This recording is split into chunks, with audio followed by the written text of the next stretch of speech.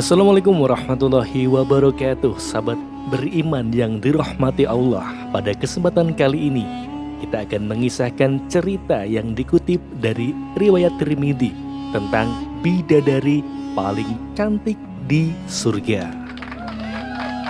Di dalam Al-Quran dan hadis banyak dijelaskan mengenai bidadari surga. Mereka adalah makhluk ciptaan Allah yang sangatlah cantik jelita. Tak hanya itu, bidadari surga juga memiliki akhlak yang sangatlah baik. Mereka tidak berkata kotor, selalu santun dan menundukkan pandangan. Mereka diciptakan Allah dalam kondisi yang selalu perawan dan tidak pernah menua. Para bidadari surga diciptakan dengan bentuk dan sifat yang paling sempurna. Rasulullah Shallallahu Alaihi Wasallam bersabda, sekiranya salah seorang bidadari surga datang ke dunia, pasti ia akan menyinari langit dan bumi dan memenuhi antara langit dan bumi dengan aroma yang harum semerbak. Sungguh, tutup kepala seorang wanita surga itu lebih baik daripada dunia dan seisinya. Hadis riwayat Bukhari dan Muslim. Di antara semua keindahan dan kecantikan bidadari yang disebutkan di atas, ternyata ada satu bidadari yang paling cantik parasnya. Ia bernama Ainul Mardiyah. Bidadari ini diberikan Allah untuk hambanya yang berjihad di jalannya. Kisah mengenai Ainul Mardiyah, bidadari paling cantik ini terkait dengan kisah seorang pemuda yang berusia antara 15 hingga 17 tahun. Pemuda ini merupakan seorang anak yatim piatu, yang mana orang tuanya telah mewariskan harta yang luar biasa banyak kepadanya. Diceritakan pada saat ia sedang mengikuti kajian bersama Syekh Abdul Wahid. Kajian tersebut membahas mengenai surat At-Taubah ayat 111. Selesai kajian, orang-orang pun pulang, namun pemuda ini tetap duduk di hadapan Syekh Abdul Wahid. Syekh Abdul Wahid berkata, "Hai anakku, kajiannya sudah selesai. Silahkan pulang, istirahatlah di rumah." Remaja itu menjawab, "Ya Syekh, saya punya satu pertanyaan untuk Anda." Syekh Abdul Wahid pun berkata, "Tanyakan, apa yang ingin kau tanyakan?" "Betulkah Allah membeli jiwa raga kita, harta kita, dan Allah akan membayar dengan surga?" "Betul wahai anakku, Allah membeli jiwa dan harta kita dengan surga." "Kalau begitu, saksikanlah wahai Syekh, aku menjual jiwa dan hartaku semuanya kepada Allah, dan aku ingin Allah membayarnya dengan surga." Syekh Abdul Wahid bermaksud untuk meredam semangat pemuda ini dengan berkata, "Wahai anakku, tajamnya sahabatan pedang jauh lebih menyakitkan ketimbang harapan dan cita-citamu itu. Memang cita-citamu sangatlah bagus, tapi belum saatnya untukmu. Aku khawatir kamu tidak akan kuat dengan tajamnya luka pedang itu." Namun bukannya semangat pemuda ini menurun, ia malah tambah bersemangat dengan berkata, "Ya Syekh." Tambah bersemangat dengan kata, "Ya Syekh, kalau Allah Subhanahu wa Ta'ala sudah menjelaskan dan mengatakan dalam Al-Quran, pantaskah kita merasa takut?" Syekh Abdul Wahid pun kagum dengan remaja ini yang orang dewasa saja belum tentu memiliki semangat berjihad seperti anak muda itu. Kemudian pulanglah remaja itu.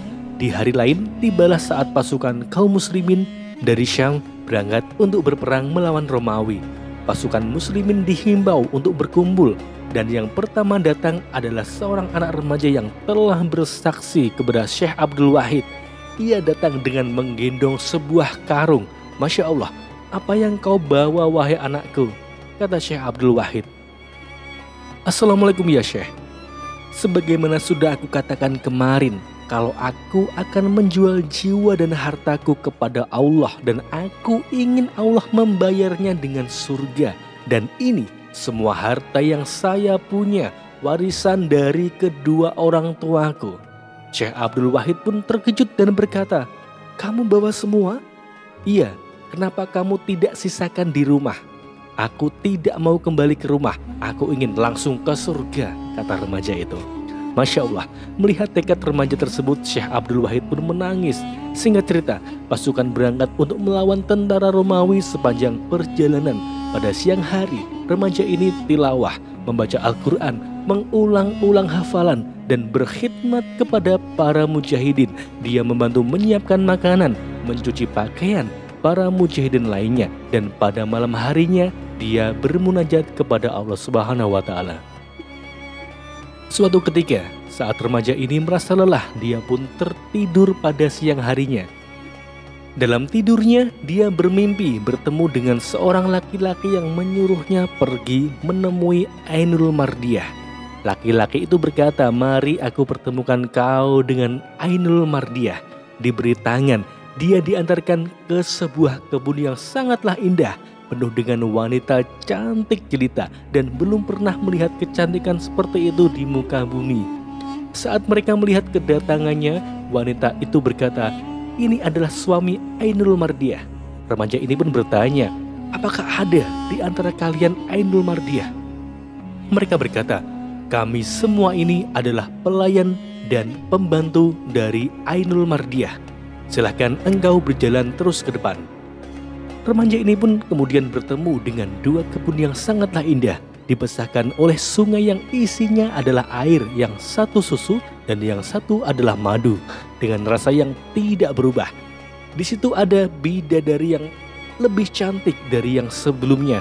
Dia pun bertanya lagi, "Apakah di antara kalian ada yang bernama Ainul Mardiyah?" Mereka menjawab, "Kami ini hanya pembantu dan pelayan Ainul Mardiyah."